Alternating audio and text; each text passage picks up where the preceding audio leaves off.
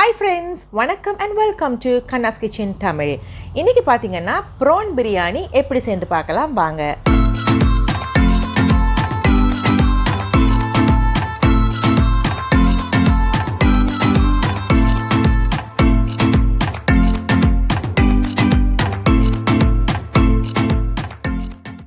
நீங்கள் இது வரைக்கும் நம்ம சேனலை சப்ஸ்கிரைப் பண்ணலைன்னா கீழே உள்ள சப்ஸ்கிரைப் பட்டனை ப்ரெஸ் பண்ணி அதுக்கு பக்கத்தில் உள்ள பெல் ஐக்கானை கிளிக் பண்ணுங்கள். அப்போது உங்களுக்கு அதில் 3 ஆப்ஷன்ஸ் வரும்.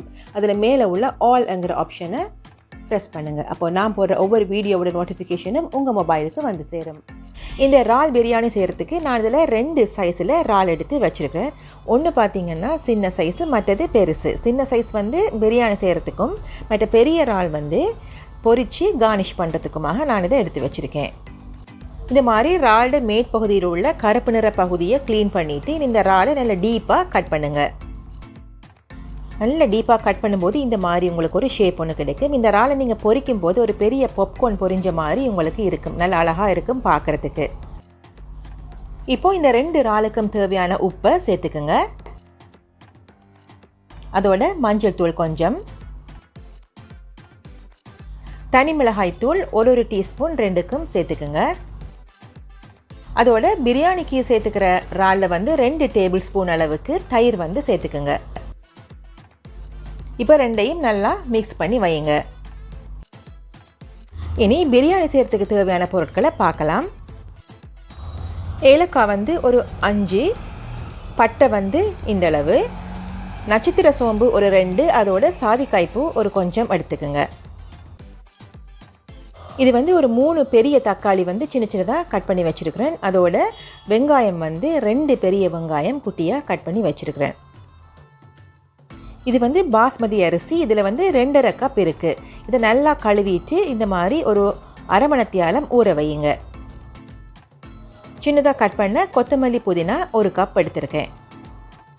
நான் சிக்கன் பிரியாணி வந்து ஏற்கனவே ப்ரெஷர் குக்கரில் செய்திருக்கிறதால இந்த முறை இந்த பிரியாணியை நான் பேனில் வந்து செய்ய போகிறேன். அதுக்கு பேனை ஹீட் பண்ணி அதில் கொஞ்சம் எண்ணெய் சேர்த்துக்குங்க. இப்போ இந்த மசாலா பொருட்களை எல்லாம் இந்த எண்ணெயில் போட்டு நல்லா ஒருக்கா தாளிச்சிடுங்க. ஒரு 1/2 டீஸ்பூன் சீரகம் சேர்த்துக்கிறேன். இப்போது அந்த வெட்டி வச்சுருக்கிற வெங்காயத்தை போட்டு அதையும் நல்லா வதக்குங்க. வெங்காயம் வந்து லைட்டாக வதங்கினதும் நான் இப்போது வெட்டி வச்சுருக்கிற தக்காளியை சேர்த்துக்கிறேன். அதோட உப்பு வந்து நான் இதில் 2 டீஸ்பூன் சேர்த்துருக்கிறேன். உங்களோட உப்பு சுவைக்கேற்ற மாதிரி நீங்கள் உப்பின் அளவை மாற்றிக்கலாம்.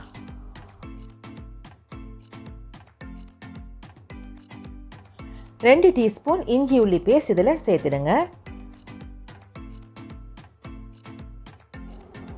1 teaspoon garam masala powder, 1/4 teaspoon அளவுக்கு மஞ்சள் தூள், அதோட 1 டேபிள் ஸ்பூன் அளவுக்கு தனி மிளகாய் தூள் இதில் நான் சேர்த்துருக்கிறேன். இப்போ எல்லாத்தையும் நல்லா மிக்ஸ் பண்ணி விடுங்க. மசாலா பொருட்களோட பச்சை வாசனை போகிற வரைக்கும் இதை நல்லா வதக்குங்க. இப்போ இதில் 1/4 டீஸ்பூன் அளவுக்கு கேசரி பவுடர் சேர்த்துக்கிறேன். இது வந்து கலருக்காகத்தான். உங்கள்கிட்ட ஆரஞ்சு கலர் இருந்தால் ஆரஞ்சு கலரை சேர்த்துக்கலாம்.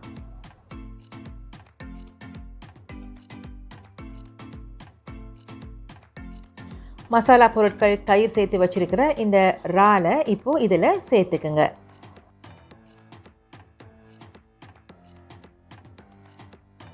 நல்லா கிளறி விடுங்க.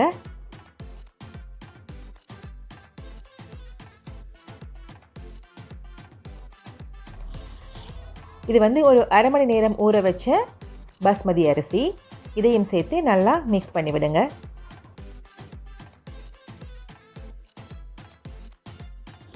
இப்போ இதில் கொத்தமல்லி புதினாவை சேர்த்துக்கலாம்.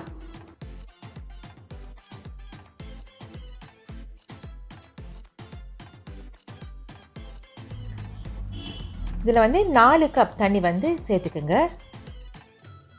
பாஸ்மதி அரிசிக்கு வந்து 1 கப் அரிசிக்கு 1.5 கப் தண்ணி வந்து பொதுவாக சேர்த்துப்பாங்க. இதில் நான் 2.5 கப் எடுத்துருக்கிறபடியாக கிட்டத்தட்ட 4 கப் தண்ணி சேர்த்துக்கிறேன். இப்போ இந்த அரிசி அவியிற டைமில் நாம் இறாலை வந்து பொரித்து எடுத்துக்கலாம். அதுக்கு பேனில் எண்ணெய் கொஞ்சம் ஊற்றிக்குங்க. எண்ணெய் சூடானதும் இறால் எல்லாத்தையும் போட்டு நல்லா இதை ஒரு பொன்னிறமாக பொரித்து எடுத்துடுங்க. இப்போ உங்களுக்கு பார்த்திங்கன்னா தெரியும், இறால் வந்து ஒரு பெரிய சைஸ் பாப்கார்ன் மாதிரி இருக்குது. அந்த இறாலை வந்து நல்ல டீப்பாக கட் பண்ணால் தான் உங்களுக்கு இந்த மாதிரி ஒரு ஷேப் ஒன்று வரும். இது ஒரு டிஷ்ஷுக்கு மாற்றிடுங்க.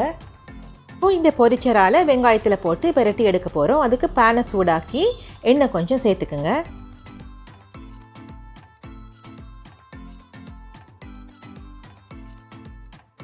ஒரு பெரிய வெங்காயத்தை நீள வாக்கில் கட் பண்ணி இந்த மாதிரி இந்த எண்ணெயில் சேர்த்துக்குங்க.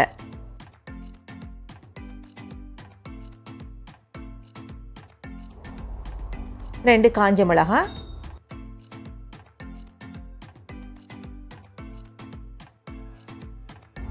கருவேப்பிலை கொஞ்சம், இது எல்லாத்தையும் சேர்த்து நல்லா வதக்குங்க. வெங்காயம் கொஞ்சம் பொரிஞ்சு வந்ததும் அதோட உப்பு கொஞ்சம் சேர்த்துக்குங்க.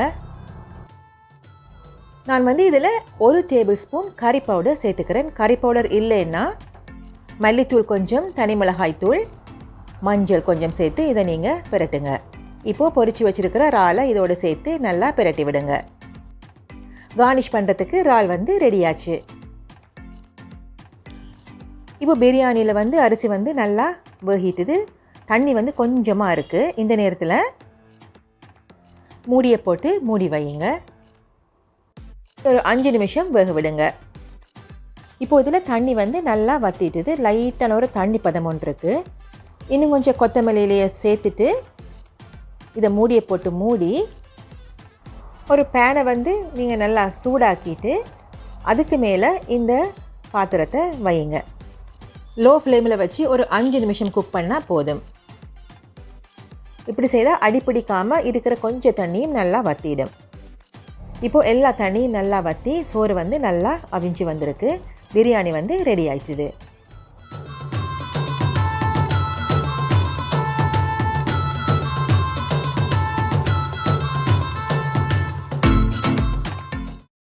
உங்களுக்கு இந்த வீடியோ பிடிச்சிருந்தா லைக் பண்ணுங்கள், ஷேர் பண்ணுங்கள், சப்ஸ்கிரைப் பண்ணுங்கள்.